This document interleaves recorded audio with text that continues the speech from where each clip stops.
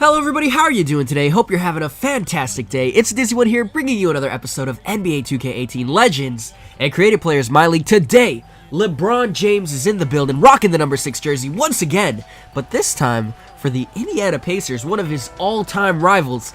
And I could care less what you guys think about the other City Edition jerseys, but Indiana's doing it right. It looks like absolute fire. It looks really nice, in my opinion.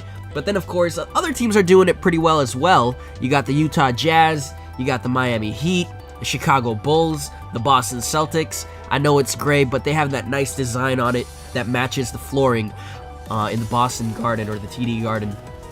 Other teams that's not doing so well, of course, probably the Cleveland Cavaliers in terms of their design for their jerseys. Just plain old gray with a little bit of yellow. I don't know. I personally don't like it. I don't even know if Cleveland fans like it. Blah, blah, blah. I don't know. Anyways. That's in the realm of opinion. So let's just start talking about the game. LeBron is just going off right now. 3 for 3, 6 points total, and I just can't find any ways to stop him. Wes Unseld, though, with a rebound, passing it to LeBron, bailing him out with another basket, and this time he's now 3 for 4. Finally got a miss on the board, but you know what? He's still scoring, so we got to do a little bit better. Just a little bit. Klay Thompson collapsing the defense, and open in the corner is David Zerbo. LeBron all the way out of position, and Zerbo knocks it down for a 3. 10-7 the score, and Dennis Johnson versus Magic Johnson. So from now on, I think I'm just going to say Johnson versus Magic, and hopefully you guys can understand that a little bit clearer. But James again, this time he has to pass out of the shot because the defense was actually kind of decent. Zerbo not known for his defense, but time to time he could step it up. Bob Pettit in the corner, knocking down a three-pointer. Wow, I did not know he could shoot a 3. Like, I don't expect big guys personally from the old NBA type of game to be able to shoot that well, but I guess Bob Pettit can shoot 3, so we got to keep an eye out for that. Here's some guys right here. Jim Jackson, pretty good player. If you guys don't know a lot about him, his career started off rough mainly because of incompatibilities with other teammates, Jamal Mashburn and Jason Kidd. It's kind of, I don't know, it's an interesting story that involved like a fake love triangle and stuff like that. So go ahead and check it out if you have time. Look up Jim Jackson beef. It's pretty funny. And then, of course, they have other guys on their team that's kind of cool as well. A guy that I really do love on their team is Mahmoud Abdul-Rauf. And his career is marred in controversy, mainly because of his religious beliefs.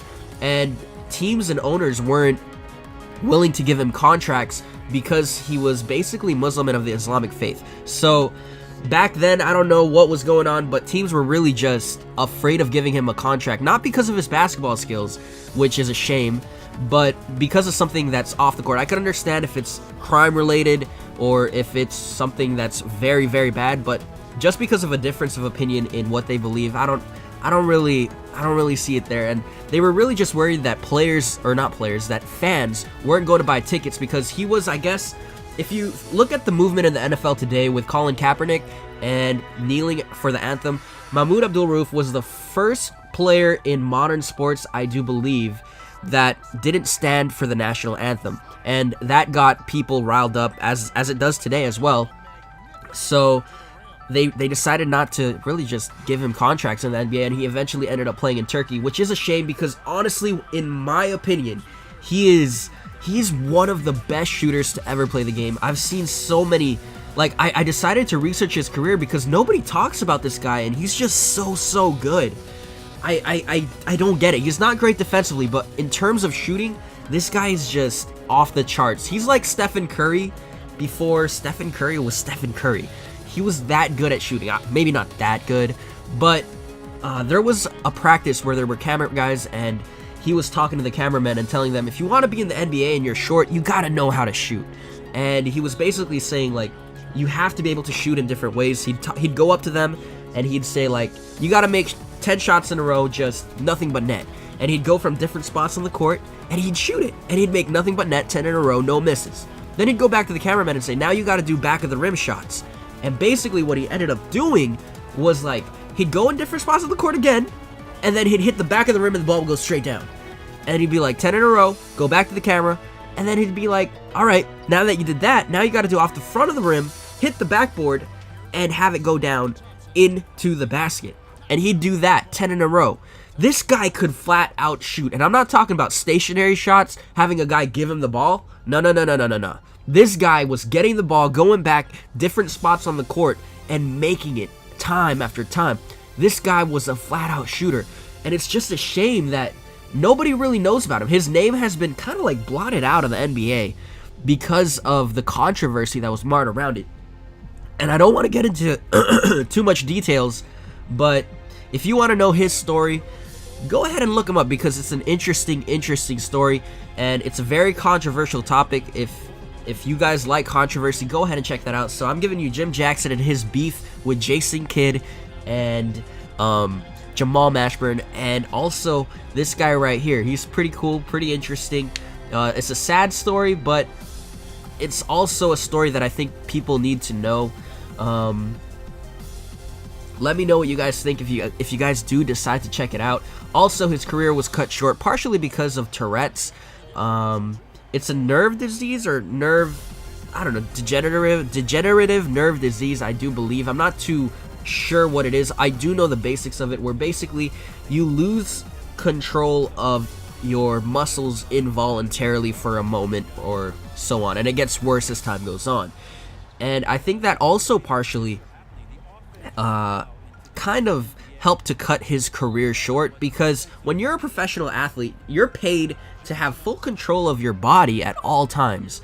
And when you have a disease like that, where you involuntarily twitch, you're not in control of what's going on. It doesn't matter when you're just playing on the park, but when you're getting paid to play in games that are of utmost importance, because you're getting paid millions and millions of dollars for it, then that's gonna hurt your stock in terms of being valued in the NBA. But that wasn't the main reason why he was not playing in the NBA. It was mainly because of his beliefs, which really sucks.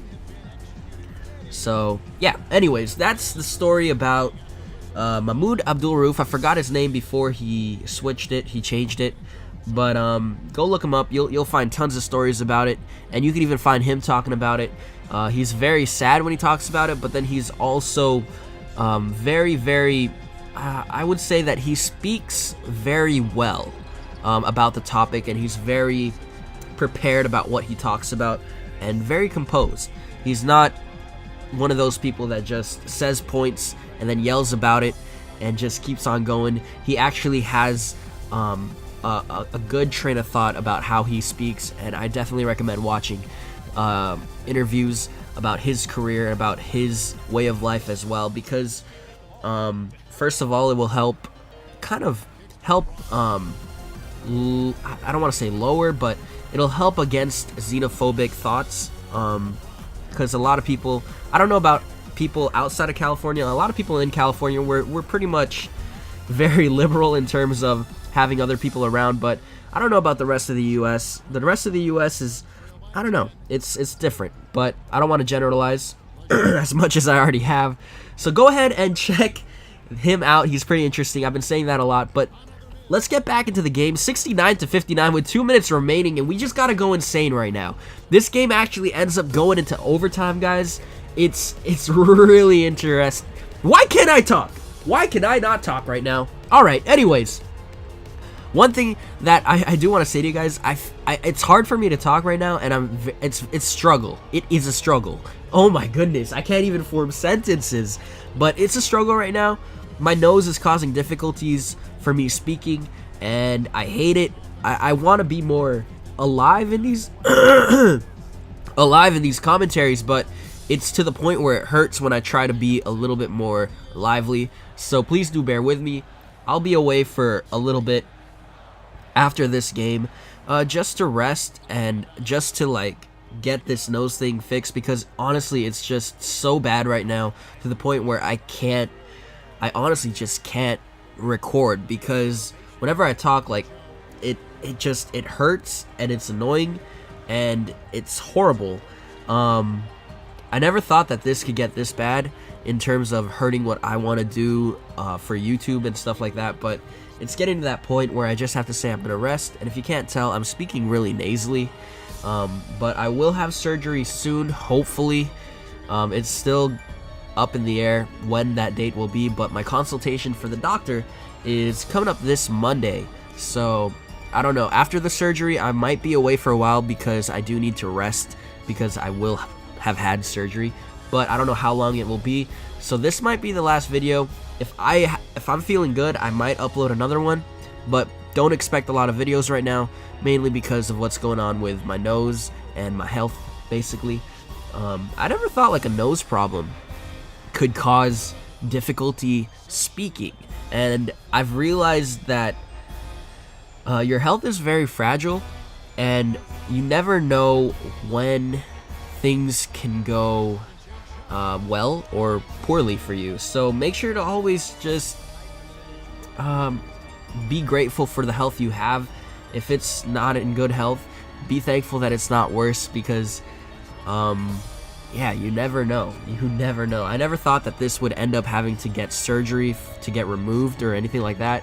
It's absolutely crazy, but yeah. Anyways, I don't want to bog you guys down with all that. Let's continue on. We're in the crunch time of the game now, and it's clutch moments from David Zerbo. 78 all, and they're gonna give it to Jim Jackson. He's been knocking down a lot of shots here in the overtime period. And LeBron pump faking 2 times, and he gets me in the air both times, and he gets the basket. Nice play from LeBron all the way around. Zerbo now with the ball, doing work. 80 to 78. 50 seconds remaining. I'm going to take that screen. I'm going to give it to you. Let's go, man, child. You were dancing in the beginning. And he dunks it on top of Wes Unseld. LeBron's not bailing you out now with your passes. You're getting dunked on, boy. Let's go. Oh, my goodness.